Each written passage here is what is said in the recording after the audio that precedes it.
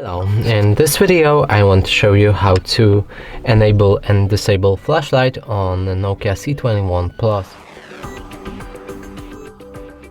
And to do this we'll need to scroll down our notification bar, then scroll down again, and right here you can see the icons, so scroll through them until you find the flashlight, or in other words it's called torch on this specific device.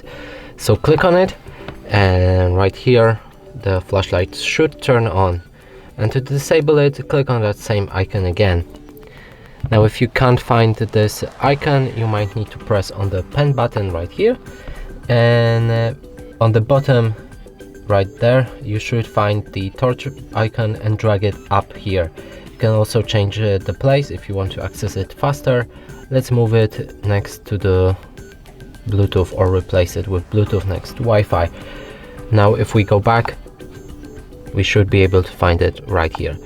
And that's it for this video. Hope you like it. Please consider subscribing to our channel, leave a like and a comment below.